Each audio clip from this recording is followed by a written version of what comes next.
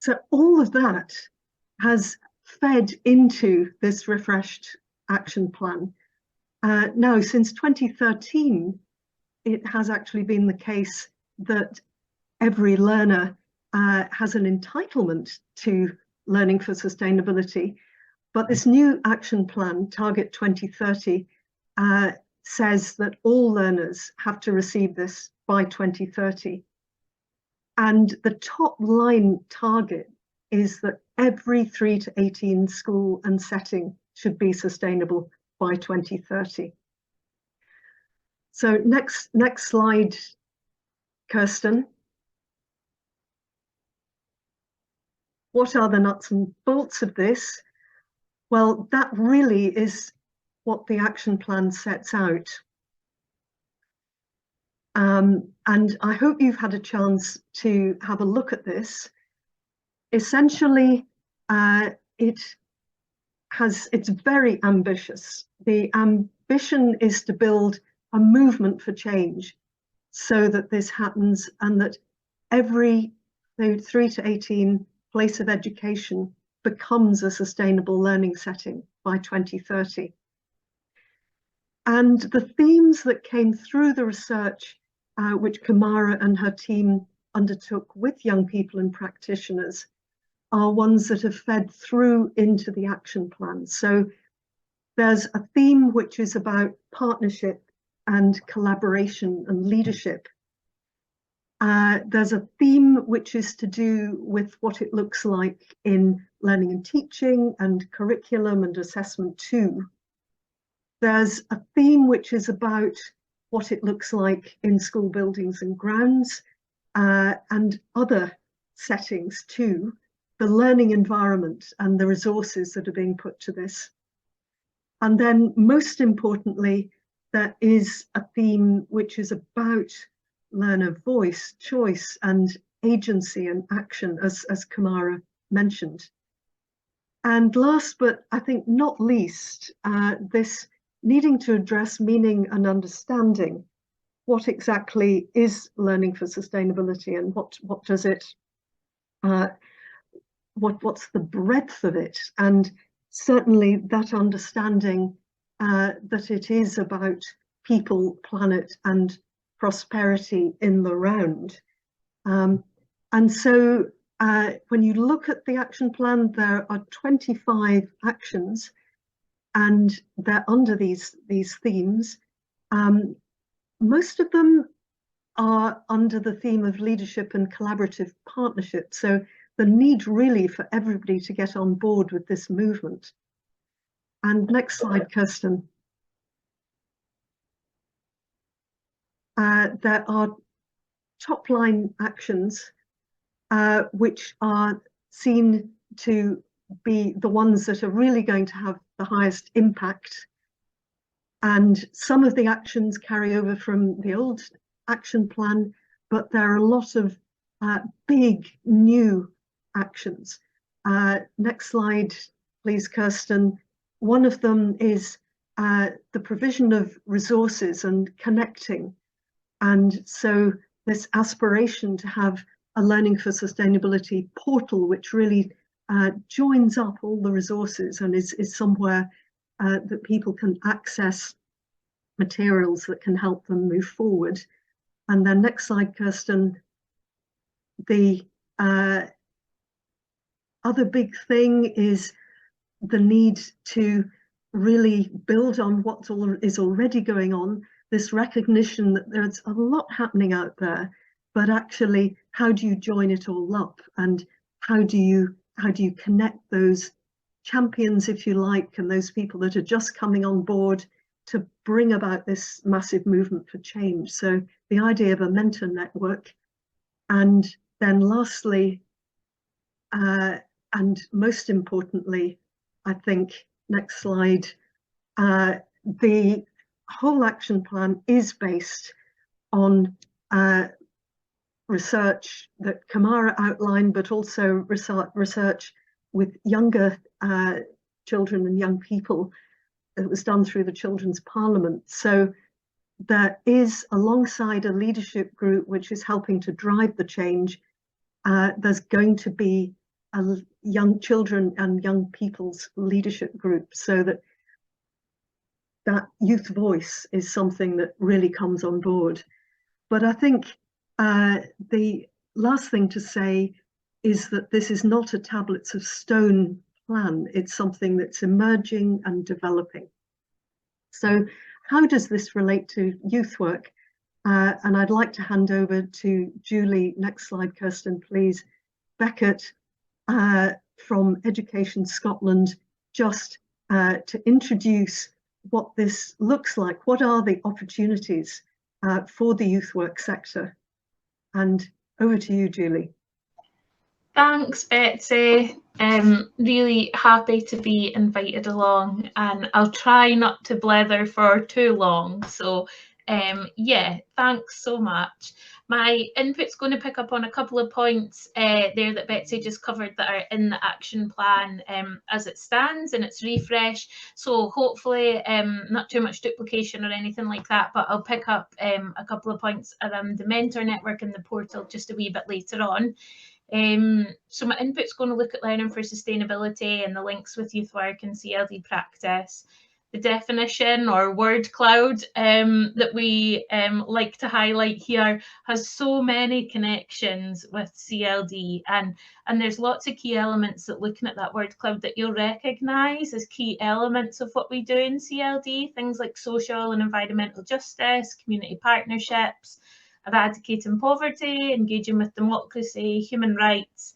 The list goes on and on. There's so many links to youth work and CLD practice more broadly here. So, you know, when we look at this word cloud and we think about the definitions, which, you know, it can be difficult at sometimes to work out where CLD sits, and I think there's just so many connections and you know, with what we do. So I'll just move on to the next slide. Thank you. Just wanted to highlight again the Sustainable Development Goals, which I'm sure everybody is really familiar with. But you'll see, you know, all these goals are relevant in one way or another to what we do in CLD, things like eradicating poverty, zero hunger, health and well-being, education there, that one in red at the bottom, around ensuring inclusive and equitable education, you know, really at the heart of what we do in youth work and CLD. So I think there's a lot of making the links with things like the word cloud, the definitions, the Sustainable Development Goals, and supporting staff to make the connections and really embed the Sustainable Development Goals within our work to support those connections to be made. So next slide, please. Thank you. Just looking at the CLD Standards Competent Practitioner Framework, again, there's lots of connections with learning for sustainability and the Sustainable Development Goals. And, you know, when we think about CLD being this kind of huge field of professional practice that enables people to identify their own goals and collective and community goals to really engage in learning and take action to bring about change for themselves and for communities, huge links there with what we see as being learning for sustainability and everything that it encompasses. And just moving on, I wanted to highlight the refreshed National Occupational Standards. So shout out to Kirsty Gemmell, refreshed 2023, and really looking at community development as an approach to achieving social change. So this kind of recent refresh through the National Occupational Standards defined it as action taken through building organisation, learning and power within communities in order to promote democracy, sustainable development, equality and social justice, and it being an approach to building community capacity and influence by enabling people to develop the confidence, understanding and skills required to influence decision making and service delivery. So again, thinking back to what we were talking about around learning for sustainability and the Sustainable Development Goals, it all ties in really nicely to what we see as being community development work as well. Just wanted to highlight this quote from the Adult Learning Strategy, which came out last year, and it states that we want more opportunities for adult learners to develop knowledge and influence change in areas such as community-led climate change and human rights.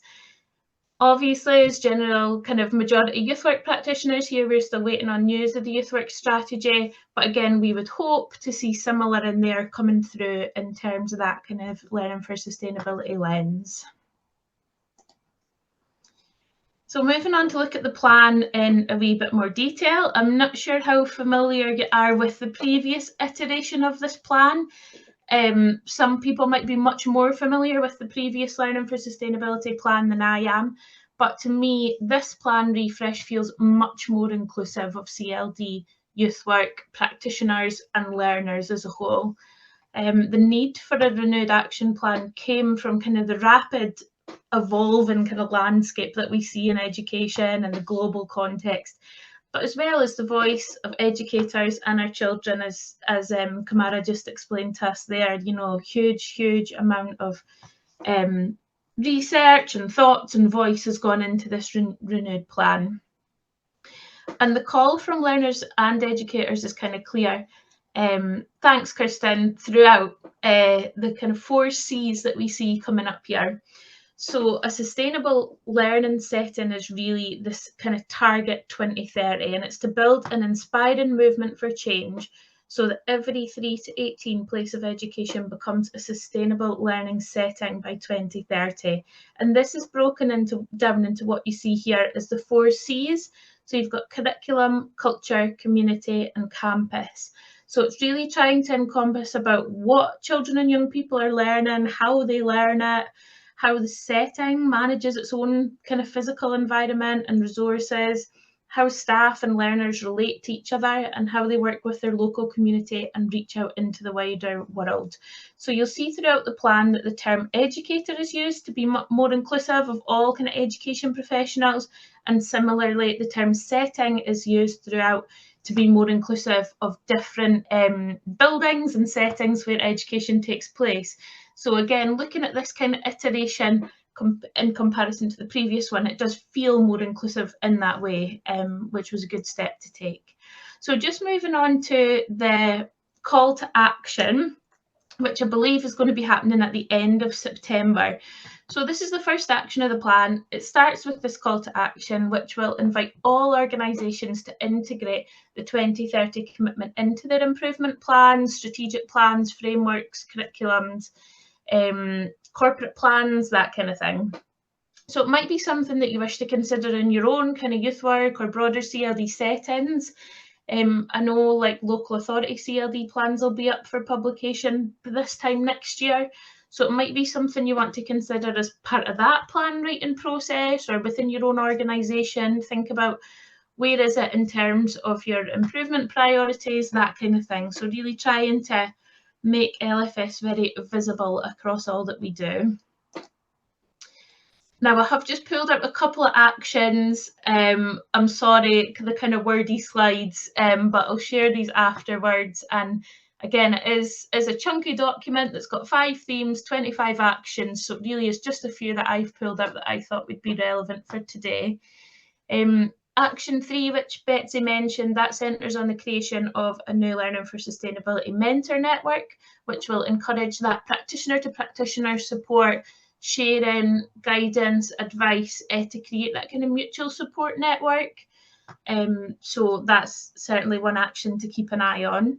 Just moving on to action 5, I was really interested to see this one. It's an action for Scottish Government and Education Scotland to work with partners, including third sector organisations that are funded by government, to ensure that Learning for Sustainability is reflected within their principles, their standards and their corporate plans. So as part of this, there'll be a stock take of existing organisational plans, and moving forward, any organisation with a link into Learning for Sustainability will be really encouraged and supported to join this movement for change and help make Learning for Sustainability visible across kind of programmes and corporate plans. Okay, action 7. So action 7 of the plan states that every setting should have a whole setting approach to Learning for Sustainability that is robust, demonstrable, evaluated and supported by leadership at all levels. Now this action, action 7, it references other improvement plans such as How Good Is Our School, but it doesn't reference how good is our CLD at the moment. And as Betsy said, you know, we've been able to kind of discuss this with Scottish Government, and I've highlighted that, and you know, the response is that it is an iterative document that will be refreshed. So I've highlighted this for inclusion at the next point, because if you're really familiar with how good is our CLD, you'll be aware that there are many links across the framework to sustainability. Just on the next slide, I've pulled out a couple of questions from How Good is Our CLD. Looking at QI 2.2, which is around lifelong learning, there's a challenge question around how well our learning programmes enable participants to understand and engage in local, national and international programmes, such as those relating to learning for sustainability. QI 3.1, which is around management and support, asks how well our organisational plans align to national priorities such as UNCRC, Learning for Sustainability and National Planning for Gaelic. And QI 4.1, which is around community development, asks to what extent we are building the resilience and preparedness of our communities to engage in learning and actions relating to climate justice, protection of biodiversity and the transition to net zero society to realise the ambitions of the Sustainable Development Goals. So for me, I think these questions are quite a good way to show the links between all of these things, the Sustainable Development Goals, learning for sustainability and our values and practice in CLD. Just moving on, I've only got a couple of slides left, I promise. Action 8 in the plan aims to support policy coherence, which I think is really interesting, to support Target 2030. And I think it's really important to recognise the landscape that we're in. There have been so many reports and publications recently, and I know it can be a tricky task getting your head around something and then another report's been coming out on the back of it. So this action includes a commitment made by Scottish Government that they will maximise opportunities for learning for sustainability to be embedded in wider reforms around education, and that they'll complete a further stock take on connections between learning for sustainability and education reform by December 23. I think this is the last or second last slide. So Action 20 covers the creation of a Learning for Sustainability portal, which Betsy mentioned there. And we were just in our first kind of meeting around that yesterday, which was very exciting. It will be developed by Education Scotland, supported by Scottish Government, and it will cover all themes and aspects of learning for sustainability. So we're really keen that this new portal is accessible, to share an understanding of learning for sustainability, information, helpful resources, and really key, I think, is the exemplification, the practice examples of ongoing work and practice. So as part of the development of the portal, we are really keen that youth work and CLD more broadly is really visible. So I would encourage people today, if there's practice that you're already doing that is very much a learning for sustainability practice, it could be a youth group, it could be a community group, any kind of piece of work that's around learning for sustainability, please get in touch. We're really keen to kick off with lots of case studies, videos, exemplification, so that if you're a practitioner who's not familiar with learning for sustainability, but you work in a youth work setting or a CLD setting, you can go onto this portal and you can see it. I think that's really, really important for it to work. Just finally, huge opportunities for all, I think, throughout this plan and to connect with learning for sustainability in practice. I'm really keen to continue the conversations and highlight the connections with youth work practice and CLD and learning for sustainability. So one last thing I'd like to do on this very last slide is just highlight where we currently host lots of our resources. So this last slide, Kirsten, will be the Wakelet. I'll share a link to that in the chat. It splits into resources, professional learning and national policies. You can click on that one, and if you've not used Wakelets before, it's kind of just like a collation of lots of different helpful links and videos. The previous professional learnings that we've done with Learning for Sustainability Scotland and YouthLink and WASTEC, they're all recorded as YouTubes in the professional learning opportunities section as well, so you can access that at a time that suits you. So yeah, I'll share the links in the chat. I promise I'll stop talking now. Thank you very much. Fantastic, Julie. Thank you so much for covering so much in such a short time. I don't know whether there are any immediate questions that people would like to ask. If you could just pop them in the chat. And Toby is saying, can we build on the Ed Scott map with examples that was created for COP26, which is a very good point. Yeah, I think there's definitely opportunities to look at that. And a very interesting question, and I don't know who wants to field this, is there funding available to support the implementation of the plan? I can Julie, do you want to? A wee bit. Yeah, so there is funding available to support aspects of the plan. I know certainly from the portal meeting that we had yesterday, there's some funds available to support the creation of the portal. But I'm not sure. That's definitely a question for Lucia at Scottish Government. And I could also add that there is, as part of the plan, a commitment to look at the funds that there are already going to this area and think about how they could be in this coming financial year, and drawing them all together for the next financial year. So that is one of the actions in the plan. So if times are hard, there is not a huge amount of money for this, but there is some money. And Mike is saying, why is this restricted to 3 to 18 settings? How does it link with higher and further education, wider CLD and lifelong learning? I don't know, Julie, whether you want to tackle that one, and maybe I can say something about it too. Yeah, I think probably to say that's my initial thoughts as well, that I've raised.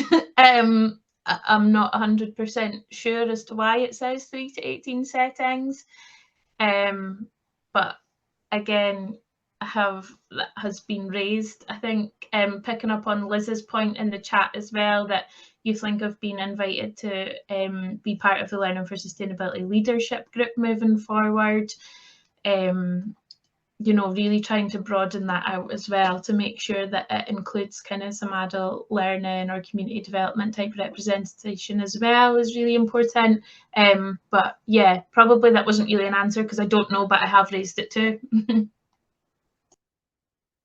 And I could just say that, as we said earlier, and as you said, Julie, this is not something that is set in tablets of stone. So there's a recognition that there are learner pathways, and it builds on the existing plan, which was 3 to 18, but recognizes that actually there are learning pathways beyond that.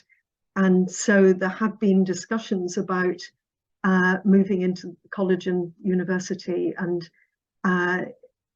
obviously CLD and youth work as an integral part of 3 to 18, but also beyond.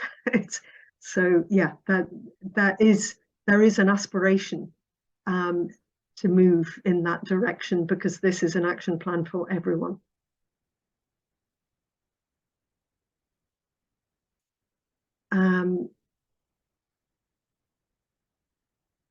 And yeah, a point about how professional learning will be supported. These are starting, I think, into discussion questions that it might be better to have in small groups and then bring back to the wider group again.